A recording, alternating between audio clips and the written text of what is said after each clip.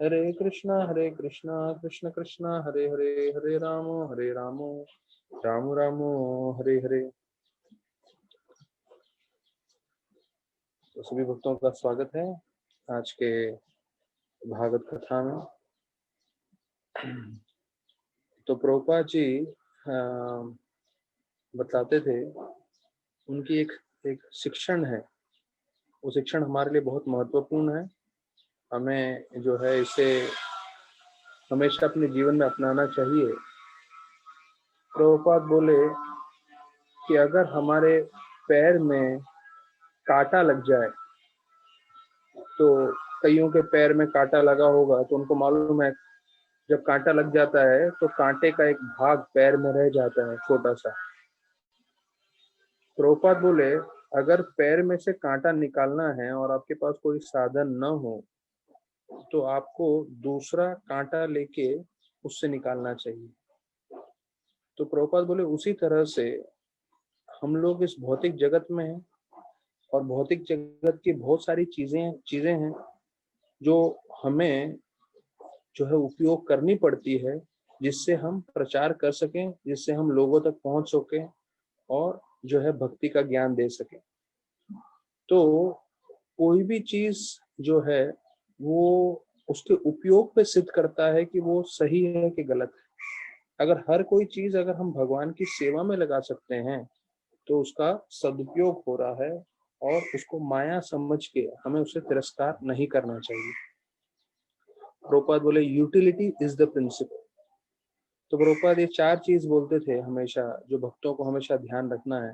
प्रभुपाद बोलते थे books are the basis, किताबें हमारी जो है हमारी नींव है, फाउंडेशन है। Books are the basis, preaching is the essence, प्रचार सार है, प्रचार सबसे मुख्य कार्य है इस्कॉन में। और प्रचार तभी असर करेगा जब हम शुद्ध रहेंगे। तो प्रभुपाद तीसरा पॉइंट बोले प्योरिटी इज द फोर्स। भले ही हमने किताबें पढ़ ली हों, भले ही हम प्रचार कर रहे हों, लेकिन जब तक हम अपने व्यवहार में, हमारे कार्यों में और जो भक्ति के नियम हैं वो सब पालन करने में जब तक हम शुद्ध नहीं रहेंगे, तब तक जो है प्योरिटी, शुद्धता नहीं आएगी संपूर्ण रूप से। तो प्रभुपाद ने तीसरा पॉइंट बोला था प्योरिटी इज द फोर्स, और चौथा बोला यूटिलिटी इज द प्रिंसिपल। तो देखिए प्रभुपाद ने चार गाइडलाइंस, चार नियम सभी भक्तों के लिए दिया है कि भाई किताबें पढ़ें, किताब पढ़ के प्रचार करें। और जब ये दोनों कर रहे हैं, पढ़ के जब प्रचार कर रहे हैं, तो अपना जीवन शुद्ध बनाए रखें। जितना आप अपना जीवन शुद्ध बनाए रखोगे, उतना आपके प्रचार में शक्ति आएगा। और ऐसे करते समय आपको जो भी चीज उपयोग में लेना है, अगर कृष्ण की सेवा में है तो उसको आप जोड़ दीजिए कृष्ण भक्ति से और उसका उपयोग कर लीजिए। Utility is the principle, Prabhupada बताया। तो जो मैं कांटे का उदाहरण दिया हूँ, तो कांटे से कांटा निकालना चाहिए, प्रभुपाद बोले। तो प्रभुपाद एक बार फ्लाइट में जा रहे थे, तो एक रिपोर्टर ने बोला, अरे स्वामी जी आप तो सन्यासी हैं, आपको तो प्लेन में क्यों जा रहे हो आप करके, सन्यासियों को तो प्लेन प्लेन में नहीं जाना चाहिए। तो प्रभुपाद ने बोला उनको, रिपोर्टर को, कि पूरी दुनिया प्लेन में जा रही है नर्क लोक की ओर, पूरी तेज गति से।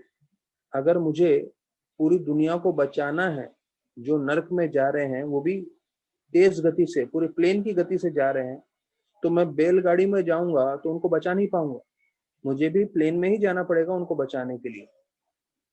तो रिपोर्टर समझ गए प्रभुपाद का क्या दृष्टिकोण था, कि भाई जो दुनिया को आपको बचाना है, तो उनके लिए आपको उन्हीं के चीजों को उपयोग करना चाहिए, और जो है कृष्ण भक्ति में इस्तेमाल करना चाहिए। तो अभी हम देखते हैं कई डिवोटीज प्रचार के लिए अलग अलग कार्य कर रहे हैं, तो वो जो है अगर भक्ति के लिए कर रहे हैं, अगर प्रचार के लिए कर रहे हैं, कृष्ण भगवान का नाम बढ़ाने के लिए कर रहे हैं, तो सब जो है उपयोगी है। जैसे प्रभुपाद ने बताया था, यूटिलिटी इज द प्रिंसिपल। तो हमने चौथे स्कंद पे थे, और चौथे स्कंद पे हम 8वें अध्याय में हैं। और 8वें अध्याय में हमने देखा कि पहले तो ध्रुव महाराज नारद मुनि को बोलते हैं कि मैं आपके शिक्षण स्वीकार नहीं कर सकता, क्योंकि मैं क्षत्रिय हूँ, और जो मेरी माता ने जो है अपशब्द बोले हैं सुरुचि ने, तो वो जो है मेरे हृदय में जो है बहुत उतर चुके हैं, और मैं जो है बदला लेना चाहता हूँ और एक बहुत बड़ा राज्य चाहता हूँ। और फिर हमने देखा कैसे नारद मुनि जो है भगवान का बारे में शिक्षण देने लगते हैं, उनको कैसे ध्यान करना चाहिए वो सब बताते हैं। और फिर 45 से 51 ये 6 श्लोकों में देखा हमने कैसे 30 गुण भगवान के बारे में बताते हैं। और प्रभुपाद के तात्पर्य में बताते हैं कि हमने जितने भी कृष्ण भगवान के चित्र बनाए हैं, या हम इस्कॉन के इतने सारे विग्रह देखते हैं, डीटीज देखते हैं, तो ये सब विग्रह जो है शास्त्रों के आधार पे है, ये हमारी कल्पना नहीं है, अपने मन के हिसाब से हमने नहीं बनाए हैं, प्रभुपाद लिखते हैं। तो जब हम ये विग्रह देख रहे हैं तो इस विग्रह के द्वारा हम साक्षात कृष्ण भगवान को देख सकते हैं, क्योंकि जो शास्त्रों में वर्णन है उसी हिसाब से ये पेंटिंग्स बनाए गए हैं और डीटीज बनाए गए हैं।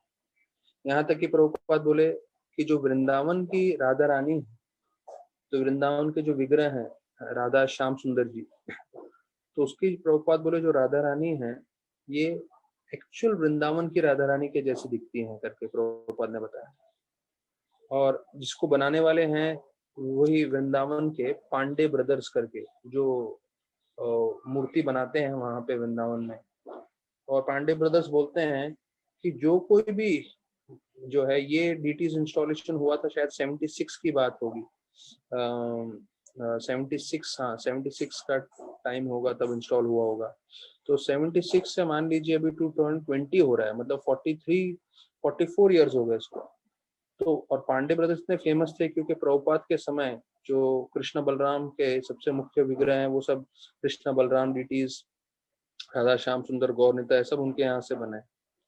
तो पांडे ब्रदर्स जो है बोलते हैं कि जो भी हमसे डीटीज बनाने आया है इस लास्ट 44 ईयर्स में, और तकरीबन तकरीबन एक साल में कम से कम उनके पास नहीं बोल के 100-200 से ऊपर जो है डीटीज बनाने के रिक्वेस्ट आते हैं। कई लोगों को अपने घर पे ले जाना, बना के रखना होता है, कई लोगों को अपने सेंटर पे या इस्कॉन के मंदिरों में। तो हंड्रेड्स ऑफ उनको ऑर्डर्स आते हैं, मतलब मैं बताता हूँ अनगिनत उन्होंने इन 44 ईयर्स में हजारों की संख्या में बनाए होंगे। और वो बोल रहे थे पांडे ब्रदर्स, जो भी हमारे पास आता है एक ही रिक्वेस्ट करता है, हमें राधा रानी श्याम सुंदर जैसी बनाना है। और बोलता है हमने ही वो राधा रानी बनाया है जो है वृंदावन में राधा श्याम सुंदर जी का जो विग्रह बनाया, लेकिन हम हर बार कोशिश करते हैं कि वैसा विग्रह बनाए, पर वैसा विग्रह हम खुद स्वयं नहीं बना पाए करके, ऐसे करके पांडे ब्रदर्स बोल रहे थे। और राधानाथ महाराज एक बार हम लोग को बता रहे थे कि पांडे ब्रदर्स ऐसे मिले डिवोटीज को, और उसमें राधानाथ महाराज भी थे। उनको मालूम नहीं राधानाथ महाराज के बारे में ज्यादा, वो तो ज्यादा सिर्फ मूर्ति बनाने में लगे रहते हैं। बोलते हैं मेरे हाथ से मेरे जीवन में सिर्फ 2 विग्रह ऐसे बने हैं जो मैं वापस नहीं बना पाया हूँ। उन्होंने बोला एक वो है राधा रानी, पांडे ब्रदर्स बोल रहे हैं, जो मैंने बनाया, और दूसरा है गौर निताई के विग्रह जो चौपाटी मंदिर में है। अब ये देखिए पांडे ब्रदर्स ने खुद से सामने से बोला है, राधानाथ महाराज रिपीट कर रहे थे, वो बोल रहे थे मैंने जो गौर निताय बनाए हैं वैसा गौर निताय का सौंदर्य और वैसे गौर निताय का जो बनावट हुई है, बोलते मैं वापस से अभी तक बना नहीं पाया हूँ, वो एक स्पेशल है गौर निताय करके। तो ये पांडे ब्रदर्स बता रहे थे। तो देखिए जो पांडे ब्रदर्स कह रहे हैं कि ये गौर निताय स्पेशल हैं, तो उन्होंने अपनी स्पेशलिटी या हम विशेष जो गुण हैं गौर निताय ने यहाँ पे दिखाई दिया गोपीनाथ मंदिर में। कैसे हजारों की संख्या में जो है भक्त प्रेरित हो रहे हैं पूरे बम्बई में, पूरे भारत में, पूरे विश्व में, और लाखों की संख्या में जो है भक्त, कई लोगों को भोजन मिल रहा है, प्रसाद मिल रहा है, फूड फॉर लाइफ, और कितने लाखों की संख्या में लोग जुड़ते जा रहे हैं। हाँ, इस अभी ये जो जीवी प्रोजेक्ट आया है उसका स्पिरिचुअलिटी से लोगों को समझ में नहीं आ रहा है, उनको लग रहा है ये इको फ्रेंडली प्रोजेक्ट है। तो जैसे बोलते हैं प्रभुपाद बताते थे, अगर बच्चे को दवाई देनी है और दवाई कड़वी है तो माता क्या करती है, उस दवाई के मिठाई के अंदर डाल के दे देती है। तो जब मिठाई खाता है तो बच्चे को ये नहीं मालूम चलता अंदर दवाई भी है। तो जितने भी लोग इस जीवी प्रोजेक्ट के साथ जुड़े हैं विश्व भर में, और जितना अभी वो बोलते हैं यूनाइटेड नेशंस में उसके साथ कोलैबोरेशंस अलग अलग लेवल पे हो गए हैं अमेरिका में, और सब लोग उसको प्रशंसा कर रहे हैं। उनको कुछ नहीं मालूम कि वास्तविक रूप में वो गोवर्धन इको विलेज के द्वारा कृष्ण की प्रशंसा कर रहे हैं, क्योंकि उधर कृष्ण के मंदिर है और कृष्ण की भक्ति चल रही है। तो इस तरह से अब ये देखिए, महाराज का ये था कि भाई यहाँ पे मंदिर हो, और फिर वहां पे इन्होंने ये सब डेवलप कर दिया, अलग अलग चीजें, जो है वाटर हार्वेस्टिंग, और फिर सॉइल प्रोटेक्शन वगैरह वगैरह वगैरह, और फिर इको फ्रेंडली कंस्ट्रक्शन वगैरह, बहुत सारी चीजें उन्होंने की है, जिसके कारण जो है अभी वो विश्व प्रसिद्ध हो गया है पूरा फार्म हाउस और पूरा प्रोजेक्ट। तो उसके द्वारा लोग अभी कृष्ण भक्ति से जुड़ रहे हैं और कृष्ण के बारे में जो है जान रहे हैं और ये कर रहे हैं।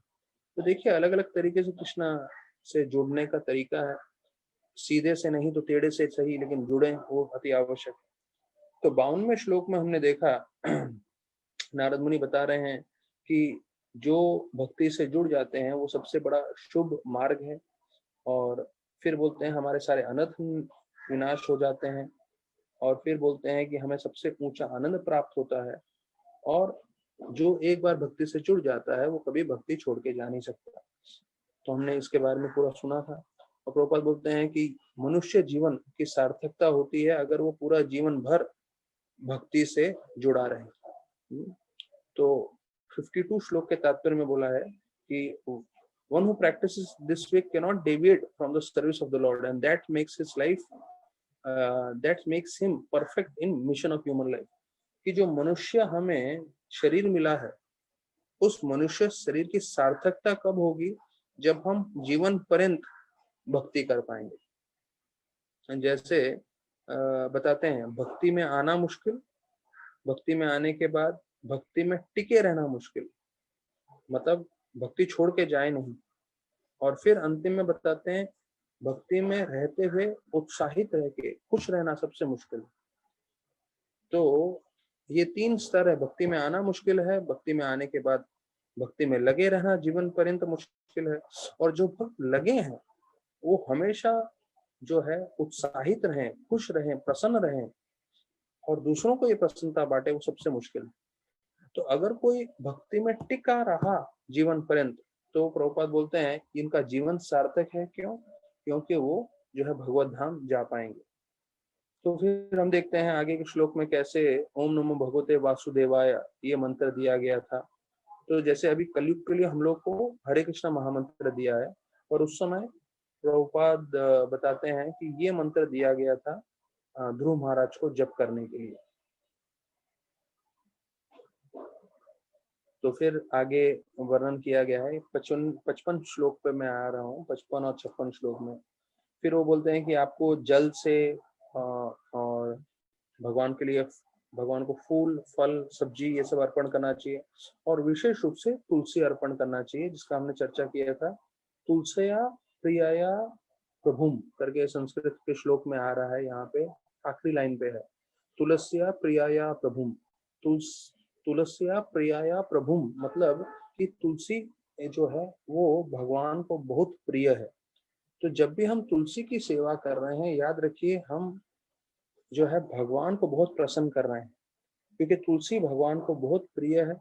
इसलिए मैंने बताया गया है सभी भक्तों से कि रोज तुलसी को जल देना अति आवश्यक है, रोज तुलसी आरती करना अति आवश्यक है।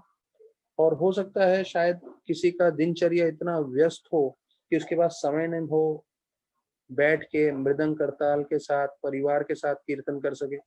अगर वैसा करे तो बहुत उत्तम है, अगर नहीं तो कम से कम तुलसी की जो आरती है, तुलसी की जो प्रार्थनाएं हैं, वो हमें दिन में एक बार तो करना चाहिए। निरंतर नाम लो करो तुलसी सेवन, आचिराते पाबे तब कृष्ण रसरन। जो निरंतर तुलसी की सेवा करते हैं, तो निरंतर मतलब हमारे लिए रोज जो है तुलसी की सेवा है। कई लोग घी का दिया भी करते हैं घरों में, मंदिर में भी जो है सुबह और शाम रास बिहारी मंदिर में सुबह को और शाम को भी तुलसी की आरती होती है। राधा गोपीनाथ मंदिर में सिर्फ सुबह को आरती होती है। तो तुलसी आरती भी बहुत महत्वपूर्ण है, तुलसी की आरती भी कर सकते हैं घी के दिए के साथ। और महत्वपूर्ण ये है कि हम उनकी जो पूरा भजन है तुलसी महारानी का वो गाएं, वो पूरे भक्ति भाव से। तो उसके ऊपर हमने बताया था जब हम तात्पर्य पढ़ रहे थे कि प्रभुपाद ने अपने पूरे भागवतम में एक ही भक्त का नाम लिखा है, वो है श्रीमती गोविंद दासी। क्यों? क्योंकि उन्होंने तुलसी महारानी की ध्यान रखी। तो देखिए, क्योंकि उन्होंने तुलसी महारानी की इतनी सेवा की, और तुलसी महारानी क्योंकि भगवान कृष्ण को सबसे प्रिय है, तो इसलिए उनका नाम भी भागवतम में आ गया। भागवतम में शायद तमाल कृष्ण महाराज और ऐसे बड़े बड़े दिग्गज जो प्रभुपाद के राइट हैंड थे, जिन्होंने पूरे इस्कॉन में, वर्ल्ड वाइड में इस्कॉन की स्थापना की, उन सब का नाम नहीं है, पर इनका नाम है क्योंकि उन्होंने तुलसी की सेवा की। तो इसलिए हमें भी देखना है कि हम अपने जीवन पर्यंत तुलसी की सेवा करते रहें और प्रार्थना करें तुलसी महारानी से कि हम में बहुत त्रुटियां हैं, हमें बहुत कमी है, लेकिन फिर भी आप हमें क्षमा करें और हमें आजीवन काल के लिए भगवान की भक्ति से जोड़े रखें। तो हमारा, जैसे प्रभुपाद बताते हैं, अगर जीवन भर हमने भक्ति की, जो है हरिनाम का जप किया, भागवत कथा सुनते रहे, अपनी क्षमता अनुसार सेवा किया, तो हमारा जीवन सार्थक हो जाएगा, ऐसा वर्णन कर रहे हैं। फिर हमने ये भी सुना था कि जब अलग अलग भगवान को भोग चढ़ा रहे हैं, तो इसमें जल आ रहा है, फल आ रहा है, फूल आ रहे हैं, सब्जी आ रहे हैं, तो प्रभुपाद इसके 56वें श्लोक के तात्पर्य में बताए हैं कि हमें अपना इंद्र तृप्ति का नहीं सोचना चाहिए। जो भगवान प्रबंध करते हैं प्रसाद का, जो भगवान की कृपा से हमें मिलता है, तो हमें वो स्वीकार कर लेना चाहिए। पहले जमाने में बताते हैं, पहले जमाने में भी और अभी भी, कि जो साधु होते हैं प्रामाणिक, वो प्रामाणिक साधु हमेशा जो है भगवान पे निर्भर होके जो है अपने कार्य में लगे रहते हैं, प्रचार कार्य में लगे रहते हैं, या जब मधुकरी के लिए जाते हैं तो उनको मालूम है कि भगवान अवश्य ही मुझे कुछ ना कुछ भोजन प्रबंध करा देंगे, और ये विश्वास रहता है, और ये विश्वास उनका रोज जो है उनकी परीक्षा रहती है कि भाई रोज भगवान प्रबंध करा के देंगे कि नहीं भोजन का, और दिन में एक बार दो बार जो है वो भोजन भगवान प्रबंध करा के देते हैं। तो ये एक सिर्फ विश्वास की बात नहीं है, ये हमें समझना चाहिए कि भगवान अवश्य अपने भक्तों के लिए सब कुछ प्रबंध करते हैं, और हम जब निष्ठापूर्वक भक्ति करते हैं तो भक्ति करने से जो है हमारा श्रद्धा पूरी तरह से भगवान में विकसित होता है। तो प्रभुपाद के देखे एक शिष्य थे जिनका नाम है गुरुदास, अभी भी है। अभी गुरुदास और प्रभुपाद दोनों एक सम्मेलन में गए, जहाँ पे सब अलग अलग साधु लोग आए थे और सबको कथा करना था। वहाँ प्रभुपाद को भी कथा करना था। ये इस्कॉन स्थापना होने के बाद की बात है, तो 1970 से 70 के बाद की बात है ये। तो शायद जू में थे प्रभुपाद तब। तो प्रभुपाद ने एक दो लोगों का प्रवचन सुना। वो एक दो लोग जो सन्यासी थे वो सब मायावादी थे। तो मायावादी अर्थात जो लोग अपने आप को भगवान समझते हैं या सब कुछ एक है मानते हैं। तो प्रभुपाद ने 5-10 मिनट सुना, थोड़ी देर, और प्रभुपाद समझ गए तो मायावाद है। तो प्रभुपाद को रुचि नहीं थी इसमें। तो प्रभुपाद बोले मैं बैठूंगा यहाँ पे, मेरा समय व्यर्थ हो जाएगा। तो बोले जब मेरा बारी आएगा तो गुरुदास को बोले आप जो है मेरे बदले में आप बोल देना। तो गुरुदास जो है वो तो एकदम चौंक गए, बोले अरे प्रभुपाद मैं कैसे बोलूंगा, मैं तो आपका अभी अभी नया नया शिष्य बना हूँ। तो उनको ज्ञान था, सैफरन में थे उस वक्त गुरुदास प्रभु। तो प्रभुपाद बोले नहीं नहीं, इन सबको संभालने के लिए तुम काफी हो करके, और प्रभुपाद चले गए। अच्छा, प्रभुपाद चले गए, पीछे गुरुदास सुन रहे थे जितना वो लेक्चर सब चल रहा था, और सब यही बोल रहे थे सब कुछ एक है, हम सब एक हैं, हम सब भगवान हैं, ये है वो है करके। तो जब प्रभुपाद की बारी आई तो बोले कि प्रभुपाद की जगह पे ये बोलेंगे गुरुदास जी। तो गुरुदास जी माइक पे आए और बोले आप लोग सब बोल रहे हैं सब कुछ एक है, सब कुछ एक है, सब कुछ एक कैसे हो सकता है? हाँ, तो वो अंग्रेजी में बोल रहे थे, तो अंग्रेजी में बोलते हुए बोले, एग्जाम्पल दिए, उदाहरण दिए, rasgulla the sweet and the stool on the street दोनों सेम है क्या? हाँ, मतलब रसगुल्ला जो मिठाई है और सड़क पे पड़ा हुआ विष्टा दोनों एक है क्या? दोनों अलग है, सब कुछ एक कैसे हो सकता है करके, और ये उदाहरण दिए। तो ऐसे करके वो उदाहरण दिए, पर ये लोग जो मायावादी लोग थे वो लोग सुने तो वो लोग का दिमाग पूरा हट गया, बोले यार ये क्या विदेशी व्यक्ति बोल रहा है। हाँ? उन्होंने ये उदाहरण सिर्फ दिया कि रसगुल्ला और रिश्ता दोनों एक थोड़ी है, दोनों अलग अलग है करके।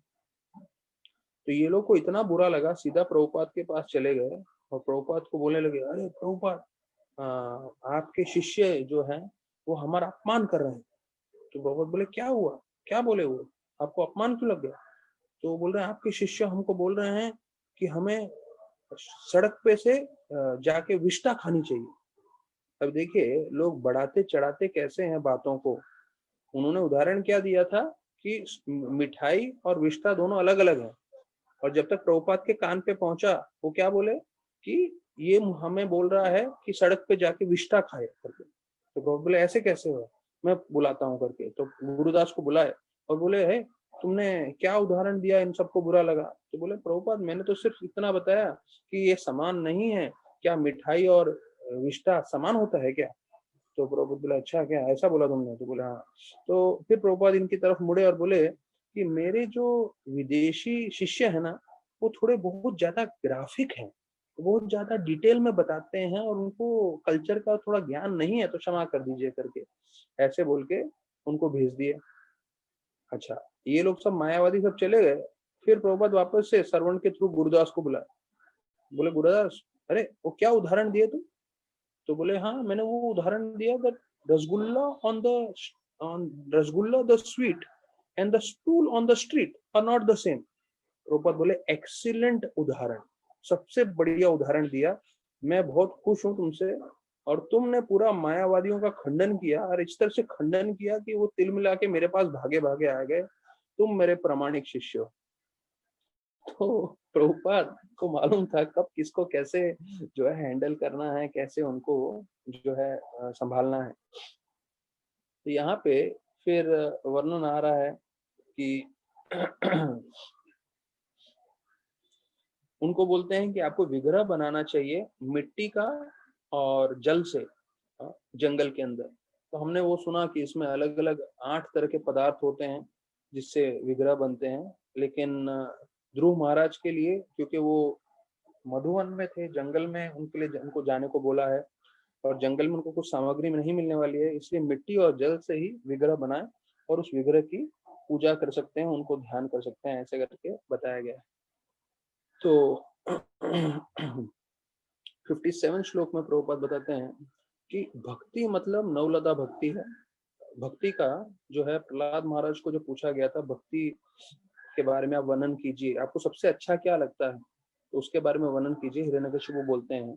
तो ये नवलता भक्ति के बारे में बताते हैं, श्रवणम कीर्तनम स्मरणम वंदनम अर्चनम वंदनम दासम साख्यम आत्मा निवेदनम। तो ये जो है hearing, chanting, remembering, worshipping, serving, offering everything to divinity, Prabhupada बताते हैं। तो भक्ति मतलब नवलता भक्ति आती है। तो भक्ति में 9 अंग है, जिसमें से सबसे मुख्य है श्रवण और कीर्तन। तो यहाँ पे उनको बोल रहे हैं कि आपको भगवान पे ध्यान करना है और जो है भगवान की लीलाओं का स्मरण भी करना है, ऐसे करके बताते हैं। तो बोलते हैं जब भगवान आते हैं तो वो अपनी लीला से आते हैं, और अपनी लीला उनको कर्मों के जाल से, बंधन से नहीं आते जैसे हम सब जीव पैदा होते हैं। तो ये भगवान की अद्भुत लीला है। तो बोलते हैं अभी यहाँ प्रभुपाद बता रहे हैं कि नारद मुनि ने ध्रुव महाराज को बताया कि आप जो है भगवान की लीलाओं पे स्मरण करें। भगवान की लीलाओं पे स्मरण करना और जो भगवान का स्वरूप पे स्मरण करना है वो एक समान है। तो ये मैं आप लोगों को इसलिए पॉइंट बता रहा हूँ कि हम लोग कथा सुन रहे हैं, जब हम भागवतम कथा सुन रहे हैं, यहाँ पे 57 श्लोक में प्रभुपाद बता रहे हैं कि कोई कथा सुनता है और कोई भगवान के रूप पे ध्यान करता है अपने मन में, तो दोनों एक समान है। अर्थात हम लोगों को वही फल मिल रहा है जैसे कोई साक्षात भगवान को देख रहा हो, उसका फल हमें प्राप्त होता है जब हम कथा सुनते हैं। तो फिर यहाँ पे बताया गया है कि इस युग के लिए विशेष रूप से प्रभुपाद अंत कर रहे हैं बोल के कि हमें जो है बोल रहे हैं कि अलग अलग नाम है भगवान के जप करने के, हरि है, गोविंद है, नारायण है, सब नाम जप करने से कल्याण हो सकता है। लेकिन कलयुग में ये 16 शब्द का जो महामंत्र है वो जप करना चाहिए, जो चैतन्य महाप्रभु ने, जो स्वयं कृष्ण है, उन्होंने आके सिखाया है। तो देखिए, जो टीचर होता है वो खुद पढ़ के बताता है, जिससे जो विद्यार्थी है, स्टूडेंट है, वो अच्छे से सीख लें। तो भगवान स्वयं भक्त के रूप में आए। चैतन्य महाप्रभु स्वयं कृष्ण है, लेकिन वो भक्त के रूप में आए। वो खुद कीर्तन करके बताए, वो खुद जाप जप करके बताए। और चैतन्य महाप्रभु भी जब जप करते थे तो उसका काउंटिंग करके रखते थे। नाम गणने, चैतन्य चरितामृत में आता है, कृष्णदास कविराज गोस्वामी बोलते हैं नाम गणने, गणने मतलब गिनती। चैतन्य महाप्रभु भी जब नाम जप करते थे तो उसकी गिनती रखते थे। और उनके जो सबसे मुख्य शिष्य हैं, जो षड गोस्वामी हैं, रूप सनातन, जीव गोस्वामी, रघुनाथ दास, रघुनाथ भट्ट गोस्वामी, गोपाल भट्ट गोस्वामी, ये जो जितने भी 6 गोस्वामी हैं, बताया जाता है संख्या पूर्वक नाम गान नत भी। संख्या पूर्वक मतलब संख्या काउंट करते थे, वो गिनते थे कितना माला कर रहे हैं। तो हमें ये गलत धारणा मन में नहीं होनी चाहिए कि ये बस 16 राउंड्स प्रभुपाद ने स्टार्ट किया, या उससे पहले भक्ति सिद्धांत ठाकुर ने 64 माला किया। नहीं, जो है ये प्रमाणिक चैतन्य महाप्रभु से आया है। नाम गणने, गिनती करते थे। और उनके जो डायरेक्ट डिसाइपल्स हैं, रूप सनातन, जिनको उन्होंने डायरेक्ट शिक्षण दिया था, ज्ञान दिया था, वो भी संख्या पूर्वक जो है गिनते थे, जप करते थे। तो देखिए, यहाँ पे एक दूसरी जगह मैं कथा सुन रहा था, उसमें बताते हैं, अगर कोई बहुत खूबसूरत व्यक्ति आपके सामने आता है तो उसको देख के हमारी आंखें खुल जाती हैं। आंखें खुल जाती है मतलब हम उससे आकर्षित हो जाते हैं, आंखों से निहारने लगते हैं, भले वो पुरुष हो या स्त्री हो। तो जैसे कोई खूबसूरत व्यक्ति हमारे आंख को आकर्षित कर देता है, वैसे कोई बुद्धिमान व्यक्ति हमारे बुद्धि को आकर्षित कर देता है। हमारे एक मित्र हैं जो शेयर्स के बारे में सिखाते हैं। तो लोग 1-1 लाख रुपया देके सुनते हैं। 1-1 लाख रुपया, सोचिए, वो भी प्रवचन ही है एक तरह का, लेकिन शेयर मार्केट का प्रवचन। और 1 लाख रुपया लोग देने के लिए तैयार हो जाते हैं। क्यों? ये ज्ञान की बात है, जिससे उनका बुद्धि, मस्तिष्क जो है आकर्षित हो जाता है और उनको लगता है अरे ये काम की चीज है। तो वैसे ही जैसे खूबसूरत व्यक्ति को देख के आपकी आंख आकर्षित हो जाती है, कोई बुद्धिमान व्यक्ति को देख के जो है आपका मन या आपका जो है बुद्धि आकर्षित हो जाता है, वैसे ही भक्ति के कार्यों को सुनेंगे और भक्तिमय जीवन के बारे में हम सुनेंगे तो हमारा हृदय आकर्षित होना चाहिए और हृदय में परिवर्तन आना चाहिए। तो अगर हम चाहते हैं हमारा भविष्य उज्जवल हो, तो उसके लिए आप ये मत सोचिए कि राजनीतिक तरीके से कुछ बदलाव आएगा उससे हमारा भविष्य उज्जवल होगा। अब ये मत सोचिए सिर्फ प्रवचन सुनने से मेरा जो है जीवन उज्जवल हो जाएगा, भविष्य उज्जवल हो जाएगा। प्रवचन सुनना एक पद्धति है, वो स्वीकार करते हैं, लेकिन अगर कोई ये सोचे सिर्फ मैं प्रवचन सुनूंगा बाद में कुछ करूंगा नहीं, उससे बदलाव नहीं आएगा। अगर हम चाहते हैं कि हमारा भविष्य उज्जवल हो, तो उससे जो हम प्रवचन में सुन रहे हैं उसके हिसाब से हमें अपना जीवन में परिवर्तन लाना चाहिए। अगर हम आज से ही ये सोचें कि हम अपने जीवन में परिवर्तन करेंगे, दिल लगा के भगवान का नाम जप करेंगे और भगवान की कथा सुनेंगे, भगवान की सेवा करेंगे, तो निश्चित रूप से आपका भविष्य उज्जवलमय हो सकता है। जैसे कोई सुंदर व्यक्ति लोगों का आंखों को आकर्षित कर लेता है, जैसे कोई बुद्धिमान व्यक्ति लोगों का मन आकर्षित कर लेता है, वैसी भक्ति लोगों का हृदय आकर्षित कर लेता है। और जब वो हृदय में परिवर्तन आता है तो उस परिवर्तन से उनका आज का दिन और कल का दिन और परसों का और पूरा भविष्य उज्जवलमय हो सकता है। क्योंकि असली उज्जवलमय भौतिक रूप से नहीं होता है, आध्यात्मिक रूप से होता है। क्योंकि आध्यात्मिक रूप से आपका जीवन सार्थक होके आप भगवत धाम प्राप्त कर सकते हैं। वो जीवन का प्रभुपाद भी यहाँ बता रहे हैं लक्ष्य है। फिर जो है आगे श्लोकों में बता रहे हैं नारद मुनि कि कैसे आपको अपने मन और जिह्वा को वश में करना है। आपको हमेशा शांत रहना चाहिए और आप वही चीज आपको प्राप्त करना है और भोजन ले करना है जो आपको जंगल में मिले। फिर बताते हैं आपको भगवान पे, लीलाओं पे, भगवान के रूप पे ध्यान करना है। और बोलते हैं जैसे पहले भक्तों ने भगवान की भक्ति की है, उनके पद चिन्ह पे चलते हुए आपको कार्य करना है। और ये जो मैंने मूल मंत्र दिया है वो आपको जो है बोलना है। और कई चीजें जो आपके पास नहीं है और वो आपको भगवान को अर्पण करना है, तो वो आपको मानसिक रूप से अर्पण करना चाहिए। क्यों? क्योंकि ये बताया जाता है मानसिक रूप से जो भी आप अर्पण कर रहे हैं भगवान वो भी स्वीकार करते हैं। और प्रभुपाद जी 58 श्लोक के तात्पर्य में बताते हैं, भक्ति रसामृत सिंधु में कहानी आती है कि कैसे एक ब्राह्मण मानसिक रूप से वो बहुत दरिद्र थे, लेकिन वो भगवान की पूजा करना चाहते थे, तो उनके पास कुछ था नहीं सामग्री, तो सिर्फ मानसिक रूप में वो जो है भगवान को भोग चढ़ाते थे। न उनके पास सामग्री रहती थी, न बर्तन रहते थे, कुछ नहीं रहता था, लेकिन मन ही मन में वो भोग चढ़ाते थे सोने के बर्तनों में। अब मन से आप भोग चढ़ा रहे हो तो सोने के बर्तन में भी कर सकते हो, क्या उसमें क्या प्रॉब्लम है, क्योंकि मन से कर रहे हो। और एक दिन बताया जाता है वो खीर चढ़ाना चाहते थे भगवान को, और खीर चढ़ाते समय मानसिक रूप से उनको लगा खीर गर्म नहीं होना चाहिए, इसलिए मैं उंगली डाल के देखता हूँ। और जैसे उंगली डाले उनका उंगली जल गया। अब ये तो सिर्फ मन में सोच रहे थे, तो मन में सोचते समय जब उन्होंने उंगली डाला तो उंगली जलना तो नहीं चाहिए था, लेकिन वास्तविक रूप में उनकी उंगली जल गई। ये सिद्ध करने के लिए कि वास्तविक रूप में जब हम मानसिक रूप से सोचते हैं कि हम भगवान को अर्पण कर रहे हैं, तो वो सिर्फ मनोकल्पना नहीं रहती, वो वास्तविक रूप धारण करती है और भगवान उसको स्वीकार करते हैं।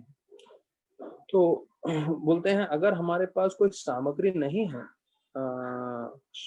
व्यक्तिगत रूप में फिजिकली, तो हम मानसिक रूप से भी भगवान को अर्पण कर सकते हैं। तो ये है भक्ति की शक्ति, प्रभुपाद बोलते हैं। It's such are the liberal and potent facilities in the process of devotional service. तो भक्ति की ये गुण है।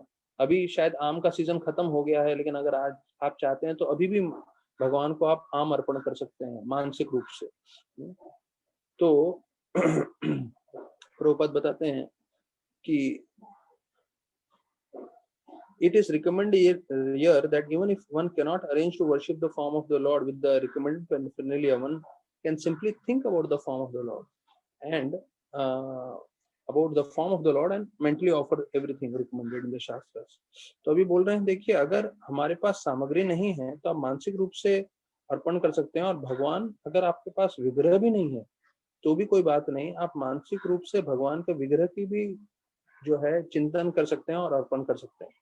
तो प्रभुपाद बोलते हैं शास्त्रों में लिखा है कि हमें फूल अर्पण करने चाहिए, हमें चंदन घस के अर्पण करना चाहिए, और हमें चामर और जो है वो सब अर्पण करना चाहिए। तो ये सब चीजें हम मानसिक रूप से भी अर्पण कर सकते हैं अगर हमारे पास सामग्री नहीं है तो। अच्छा, सामग्री है तो हमें उस सामग्री लेके उपयोग करना चाहिए। अच्छा, जप मानसिक रूप में नहीं करना चाहिए, नहीं तो कई भक्त लोग बोलेंगे अरे प्रभु ने इतना अच्छा प्रवचन दिया, भक्ति रसामृत सिंधु में भी बताया है कि मानसिक रूप से सर अर्पण करना चाहिए, तो मैं मानसिक रूप से जप करता हूँ 16 माला, तो मैं करूंगा नहीं माला, सिर्फ मानसिक रूप से सोचूंगा मैं माला कर रहा हूँ। नहीं, माला आपको खुद उठाना पड़ेगा और करना पड़ेगा। सिर्फ मन से सोचेंगे माला कर रहे हैं तो उसका आपको लाभ नहीं होगा। फिर बोलते हैं जब आप ऐसे, अब ये सब नारद मुनि जो है ध्रुव महाराज को बता रहे हैं, तो आप जब जो है ऐसी भक्ति कर रहे हैं, और ऐसी भक्ति कैसे होनी चाहिए, सिंसियरली एंड सीरियसली।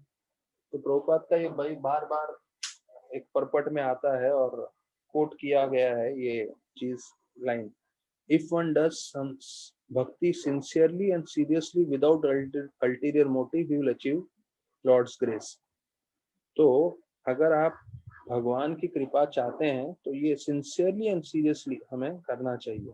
यहाँ पे भी ये 59 और 60 श्लोक का वर्णन आ रहा है, तो इसमें भी यही चीज बताया गया कि सिंसियर और सीरियस होना चाहिए भक्ति में, और शरीर, मन और शब्दों से हमें पूरी तरह से भक्ति करनी है और नियमों का पालन करना चाहिए। भक्ति मत भक्ति मत शब्द का मतलब है कि सारे नियमों का हमें पूरा पालन करना चाहिए, और फिर भगवान जो है ऐसे भक्त से प्रसन्न हो जाते हैं और उनकी जो भी इच्छा है भौतिक, वो सारी इच्छा पूरी कर देते हैं, भौतिक या आध्यात्मिक।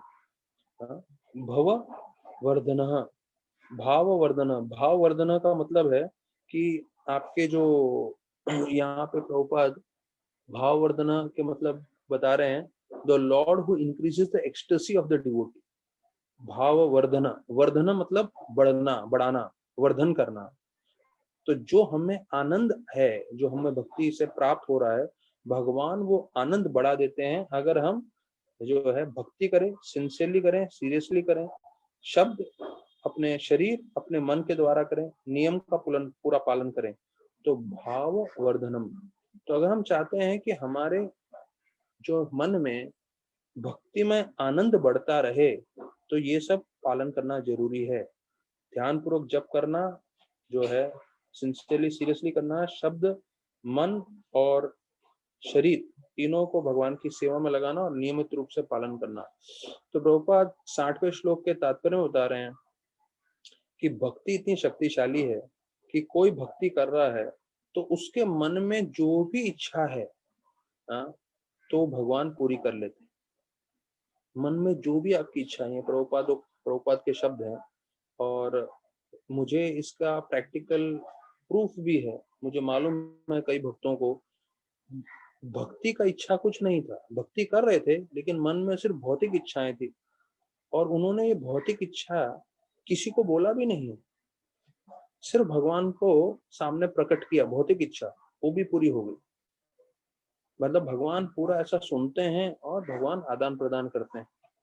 तो यहाँ पे प्रभुपाद बता रहे हैं भक्ति इतनी शक्तिशाली मार्ग है, अगर हम प्रामाणिकता से करते रहेंगे तो हमारे मन में जो भी इच्छा है वो सारे पूरी हो जाएंगी।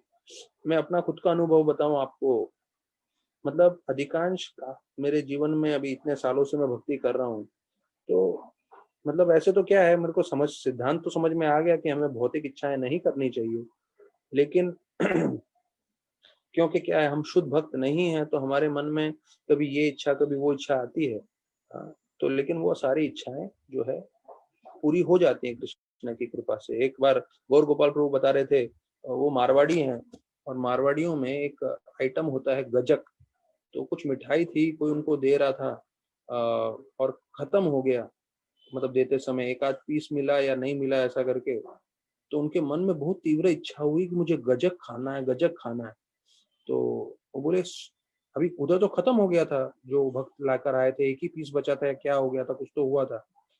और बोलते हैं कि सिर्फ मन में उनकी इतनी तीव्र इच्छा हुई, शाम तक उनके कमरे में 2-3 भक्त लोग आके बड़े बड़े 2-2 3-3 किलो के गजक के डब्बे देके गए। अलग अलग भक्त आए और पूरा उनका कमरा गजक मिठाई से भर गया।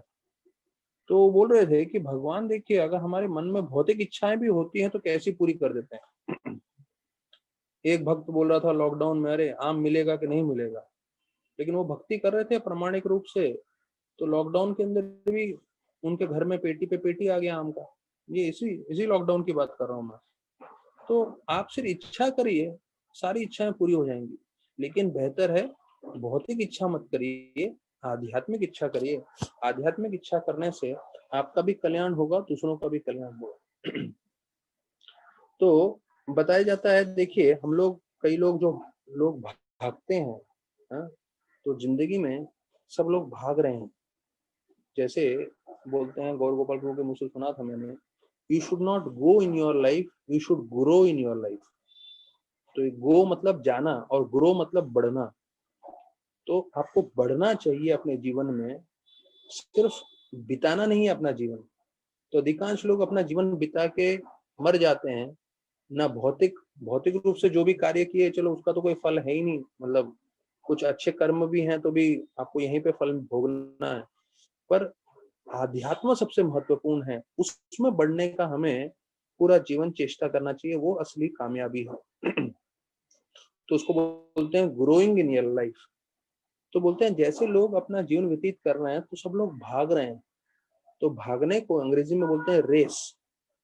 लेकिन अब वही भागने के साथ अगर भगवान को जोड़ दें तो उसी रेस का शब्द आ जाता है ग्रेस। ग्रेस मतलब भगवान की कृपा। तो अकेले भागोगे रेस कहलाएगा, भगवान के साथ उनकी कृपा लेके भागोगे तो ग्रेस कहलाएगा। तो भी प्रश्न हम पे है कि हमें अकेला भागना है या भगवान की कृपा लेके भागना है अपने जीवन में। अगर भगवान की कृपा लेके भागेंगे तो रेस से ग्रेस में आप पहुंच जाओगे, आपको पूरी कृपा प्राप्त होगी। नहीं तो भौतिक जगत में, आज के भागवतम में मैं सुन रहा था, 2014 में मलेशिया से एक फ्लाइट निकला और वो कभी भी अपना जो है जहां पहुंचना चाहिए था वो फ्लाइट पहुंचा ही नहीं। वो इंडियन ओशन के ऊपर से गायब हो गया। अंदर के लोगों का तो छोड़ दीजिए, पूरा का पूरा प्लेन गायब हो गया। उस इतना बड़ा समुद्र है, उस समुद्र में कहाँ गया वो प्लेन ढूंढना मुश्किल था। और बोलते हैं 25 देश मिल गए थे उस पूरा प्लेन को ढूंढने के लिए, और प्लेन को ढूंढ नहीं पा रहे थे ना। ये है काल का शक्ति, समय का शक्ति। हमें अपना शरीर के बारे में बहुत लगता है और लगता है कि भाई ये शरीर हमें संभाल के रखना है। भैया ऐसे 300-400 लोग जो इस प्लेन में बैठे थे, पूरा प्लेन इंडियन ओशन में क्रैश हो गया और कहाँ गया तकरीबन तकरीबन इसका कोई पता नहीं है। 25 देश मिलकर उसको ढूंढ नहीं पाए। हाँ, ये इंडियन ओशन में है। 2014 का मलेशिया से निकला हुआ फ्लाइट जो गायब हो गया है, उसका आप गूगल कर सकते हैं, आपको एक पूरा इंफॉर्मेशन मिलेगा इसके बारे में। तो कहने का मतलब है, अगर आप सिर्फ रेस कर रहे हो, सिर्फ भाग रहे हो, देखो उस मलेशिया के फ्लाइट में भी 300-400 जो लोग थे वो लोग भी भाग रहे थे बिना भक्ति के। हाँ? और देखो भाग के कहाँ पहुंचे, जीवन का अंत हो गया, परिवार वालों को शरीर भी नहीं मिला। तो भागना जरूरी नहीं है, भगवान की कृपा से जुड़ना जरूरी है।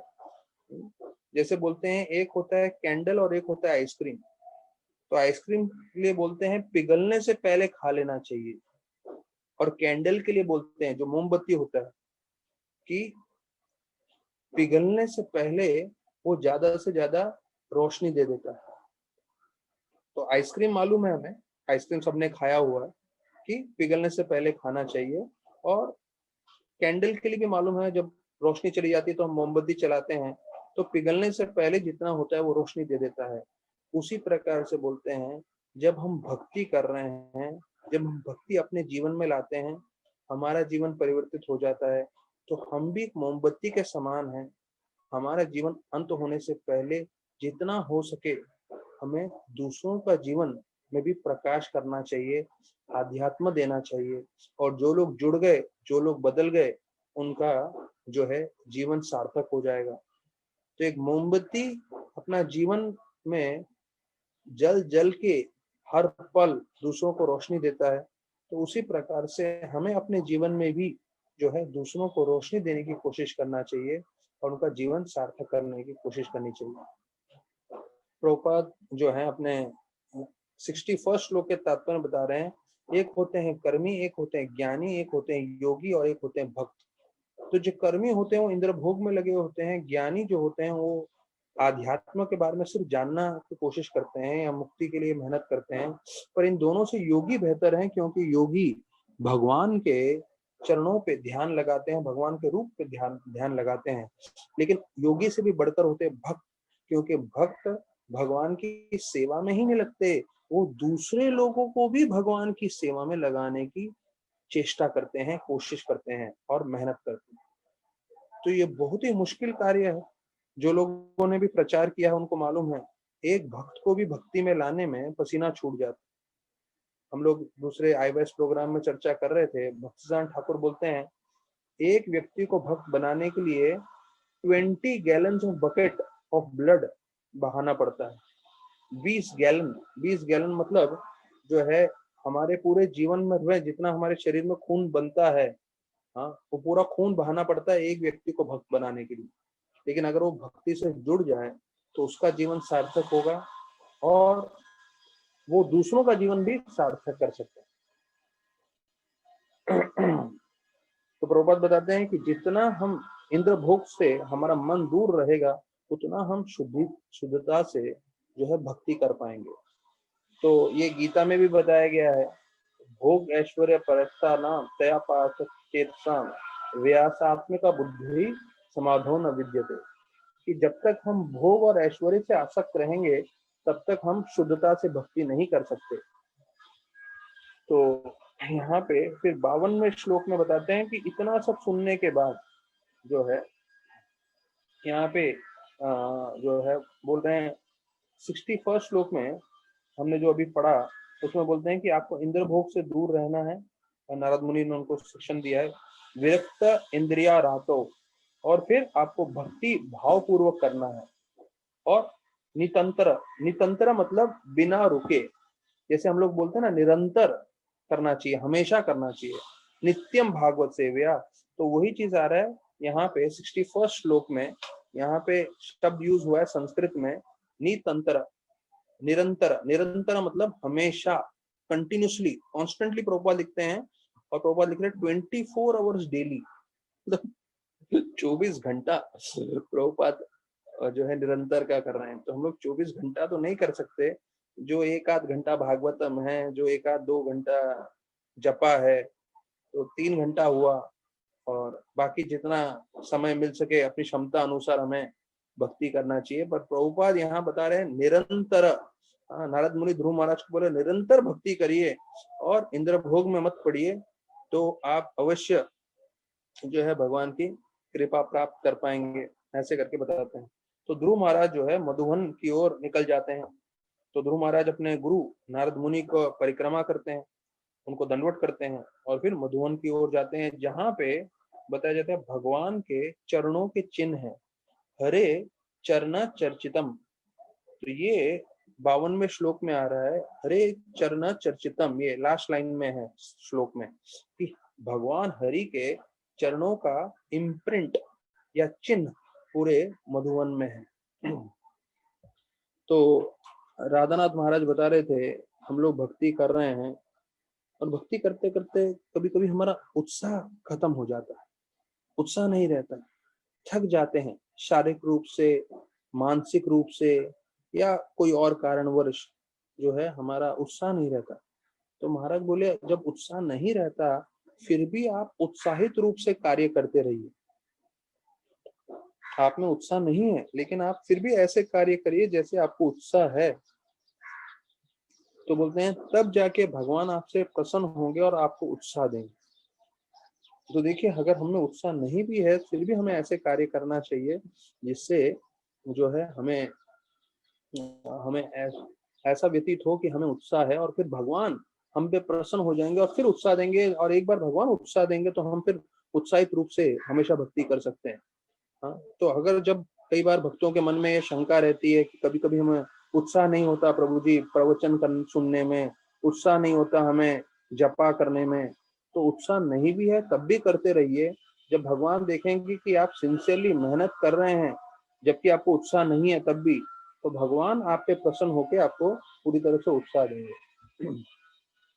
एक कहानी आती है कि एक एल्बर्ट आइंस्टाइन करके बड़े वैज्ञानिक थे, उन्हें रिलेटिविटी पे बड़ा थ्योरी भी निकाला था, और वो पूरे विश्व भर में घूम रहे थे इसका थ्योरी को बारे में बताते हुए। तो वो जहां भी जाते थे तो उनका ड्राइवर भी सुनता था। तो वो ड्राइवर इतनी बार सुन लिया कि उसको पूरा रिलेटिविटी का थ्योरी समझ में आ गया, और वो बोलने लग गया। एक बार गाड़ी में थे दोनों जन, आइंस्टाइन और ड्राइवर, तो ड्राइवर ने पूरा रट्टो मार के पूरा का पूरा सुना दिया उनको। है ड्राइवर लेकिन इतना सुन सुन के वो पूरा जो है इसमें पंडित हो गया। तो आइंस्टाइन बोला अरे यार तुमने तो यार बिल्कुल जैसा मैं बोलता हूँ पूरा वैसे का वैसा बोल दिया। तो एक जगह उनको फिर से लेक्चर देना था रिलेटिविटी के ऊपर, तो वो बहुत थके हुए थे। वो बोले ड्राइवर तुम एक काम करो, मेरा कोट पहनो, इन्होंने देखा तो नहीं है मुझे, तुम जाके बोल दो पूरा रिलेटिविटी का लेक्चर, क्योंकि तुमको उतना ही मालूम है जितना मुझे मालूम है, किसी को समझेगा नहीं, जाओ बोल दो करके, मैं जरा थक गया हूँ, मैं गाड़ी में सो जाता हूँ करके। तो बोले ठीक है। तो आइंस्टाइन का कोट पहने चले गए, पूरा का पूरा लेक्चर दे दिया, और सब लेक्चर देने के बाद सब लोग ऐसे ताली मारे पूरे हॉल में, सब खड़े हो गए, प्रसन्न हो गए उसके ऊपर। और फिर एक व्यक्ति ने जो है हाथ उठा के रिलेटिविटी के ऊपर एक बहुत पेचीदा प्रश्न पूछा। तो अभी ये जो था, ड्राइवर को सिर्फ उतना ही मालूम था जो रिलेटिविटी का जो थ्योरी उसने सुना है, पर ये प्रश्न को ही वो कुछ समझ नहीं पाया। तो वो जोर जोर से हंसने लगे। कौन? ये ड्राइवर, प्रश्न सुनने के बाद। और बोले, इतना सरल प्रश्न, इतना आसान प्रश्न तुमने पूछा है? अरे यार, ये प्रश्न मेरे से क्या पूछ रहे हो? एक काम करो, मेरे ड्राइवर को उठा के लेकर आओ, वो ही जवाब दे देगा इसका। तो वास्तविक रूप में ड्राइवर कौन है? एक्चुअली ड्राइवर आइंस्टाइन अंदर सोया हुआ था। तो बोलते हैं ड्राइवर को उठा के ले आओ, मेरा ड्राइवर भी इसका सरल जवाब दे देगा। तो भौतिक जगत में भी लोग देखते हैं कैसे लोग उत्साहित रहते हैं भौतिक चीजों में, तो हमें उतना ही उत्साह हमें आध्यात्म में दिखाना चाहिए। तो अभी यहाँ पे आगे वर्णन आ रहा है कि नारद मुनि अभी सोचते हैं ध्रुव महाराज तो चले गए मधुवन में नारद मुनि के शिक्षण के ज्ञान प्राप्त करते हुए। तो नारद मुनि अभी उनके पिताजी उत्तानापाद उनसे मिलने जाते हैं, और उत्तानापाद उनको देखते ही प्रणाम करते हैं और उनको एक सिंहासन पे बिठाते हैं। और तब नारद मुनि उनसे पूछने लगते हैं कि आप थोड़े दुखी लग रहे हो, आपका चेहरा उतरा हुआ लग रहा है, आप कुछ चीज के बारे में बहुत लंबे समय से सोच रहे हैं, या आपका धर्म अर्थ काम जो है वो प्राप्त करने में आपको थोड़ा मुश्किल हो रहा है। तो इसका विश्वनाथ चक्रवर्ती ठाकुर बोलते हैं, धर्म अर्थ काम मोक्ष के बारे में बोला नहीं। क्यों? क्योंकि लोगों को मोक्ष की पड़ी नहीं है। आज भी आप लोगों से किसी से पैसे की बात करो, हमेशा तत्पर हो जाएंगे बात करने के लिए, पैसे के लिए। हाँ? लेकिन किसी को भक्ति के बारे में बोलो, भक्ति में रुचि नहीं है। क्यों? किसी को भगवत धाम नहीं जाना है। सबको इस भौतिक जगत में रह के ज्यादा से ज्यादा पैसा कमाना है और ज्यादा से ज्यादा इंद्र भोग करना है। तो धर्म अर्थ काम के बारे में ही पूछा, मुक्ति के बारे में नहीं पूछा। तो प्रभुपाद लिखते हैं, मुक्ति उनके लिए ही ऐसे लोग ही प्राप्त कर सकते हैं जिनका धर्म अर्थ और काम इन तीनों पे से श्रद्धा उठ चुका है।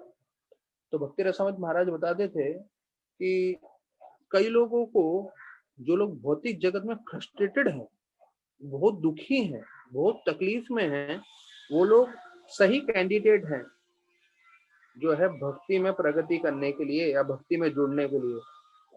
तो भौतिक जगत में, मटेरियल लाइफ में फ्रस्ट्रेटेड होना जरूरी है। ये ऐसा बोल सकते हैं प्री रिक्विजिट है, या आप बोल सकते हैं क्वालिफिकेशन है।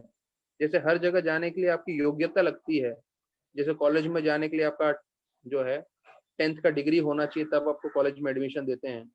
तो भक्ति रसामृत महाराज बता रहे थे, भक्ति में प्रवेश के लिए आपकी योग्यता क्या होनी चाहिए? भौतिक जीवन में आप फ्रस्ट्रेटेड होने चाहिए, पैसे के हिसाब से या इसके हिसाब से या रिलेशंस के हिसाब से, या जो भी बोलिए आप फ्रस्ट्रेटेड होना चाहिए। तो यहाँ प्रभुपाद वही चीज बता रहे हैं कि वही व्यक्ति मुक्ति प्राप्त कर सकता है जिसने अपना पूरी रुचि धर्म अर्थ काम इन तीनों से चीजों से हटा दिया। अगर आपका मन में ये रहेगा, अरे मुझे पैसा कमाना है, अरे मुझे इंद्र भोग करना है, अरे मुझे तरक्की करनी है, तब तक आप भक्ति में प्रगति नहीं कर पाओगे, क्योंकि आपका मन हमेशा इन सब चीजों में लगा रहेगा। तो ये सब कार्य करने हैं, पर ये सब कार्य करते करते हमें भक्ति में प्रगति करना चाहिए, और जो भी भगवान फल स्वरूप हमारे जीवन में दे रहे हैं उसे भगवान का महाप्रसाद समझ के स्वीकार करके संतुष्ट रहना चाहिए। जब तक भक्त को ये चीज समझ में नहीं आएगा, वो हमेशा परेशान रहेगा, दुखी रहेगा, तकलीफ में रहेगा। तो ऐसा नहीं है कि आप तब खुश होगे जब आपके जीवन में बहुत सारा धन आ जाएगा। आपको आज 28 जो है अक्टूबर 2020, आज से खुश होना सीखना चाहिए। कोई हम सबसे पूछे क्या आप हैप्पी हैं, तो हमारा जवाब होना चाहिए हाँ। ये नहीं कि मेरे पास धन आ जाएगा तो मैं खुश हो जाऊंगा, अगर मेरे पास ये आ जाएगा, मेरी शादी हो जाएगी, मेरे को ये मिल जाएगा, तरक्की मिल जाएगी तो मैं खुश रहूंगा। जो भगवान हमारे जीवन में देंगे उससे हम खुश होंगे। भगवान नहीं देंगे, जो हमें वो कम से उससे भी हमें खुश रहना चाहिए, लेकिन 28 अक्टूबर 2020 से लेके हमारे जीवन अंत तक भक्ति हमें नहीं छोड़ना है, भक्ति करते रहना है, भक्ति में आगे बढ़ते जाना है, वो हमारा मन में स्पष्ट साफ रहना चाहिए। तो अभी राजा जो है उत्तानापाद जवाब दे रहे हैं, तो वो बोल रहे हैं कि कैसे उन्होंने ध्रुव महाराज के साथ गलत व्यवहार किया, उसका उनको जो है पश्चाताप हो रहा है। तो 65वें श्लोक में बोल रहे हैं कि मैं बहुत अपनी बीवी की तरफ आसक्त हूँ, हाँ, और उसके कारण मेरा व्यवहार पूरा बिगड़ गया, यहाँ तक कि मैंने अपने प्रिय पुत्र के साथ दुर्व्यवहार, वो जंगल में चले गए हैं, वो और उसकी माता, और वो इतने महान मेरे पुत्र थे, इतने महान आत्मा थे, इतने महान भक्त थे करके, ऐसे करके ये पश्चाताप कर रहे हैं अभी उत्तानापाद नारद मुनि के सामने। तो प्रभुपाद तात्पर्य में बोल रहे हैं कि राजा जो था बहुत आसक्त था, इसलिए उसका सारा उसका कृपा, उसकी जो है कृपा शक्ति खत्म हो गई थी। तो यहाँ प्रभुपाद बोल रहे हैं कि हमें कभी भी स्त्री की तरफ ज्यादा आसक्त नहीं होना चाहिए। प्रभुपाद लिखते हैं that is the result of becoming too affectionate towards woman. तो हमने कपिल मुनि के कथा में सुना था, जब वुमन के लिए बोले तो वुमन को समझना चाहिए ये वुमन नहीं मैन है। जब कोई स्त्रियां सुन रही हैं तो समझना चाहिए ज्यादा पति की तरफ, पुरुष की तरफ आसक्त नहीं होना चाहिए, और जब पुरुष सुन रहे हैं तो यहाँ लिखा है स्त्री की तरफ ज्यादा आकर्षित नहीं होना चाहिए। तो बोलते अगर आप ज्यादा पुरुष स्त्री की तरफ आकर्षित हो जाएंगे तो पूरी कृपा नष्ट हो जाएगी, जो उत्तानापाद के जीवन में हुआ। और फिर बोलते हैं कि कैसे ध्रुव और उनकी सीता, उनकी माता सुनीति दोनों जो है जंगल में चले गए। तो यहाँ पे प्रभुपाद मनुस्मृति का वर्णन कर रहे हैं कि कभी भी हमें अपने बीवी और बच्चों को नहीं त्यागना चाहिए, पहला।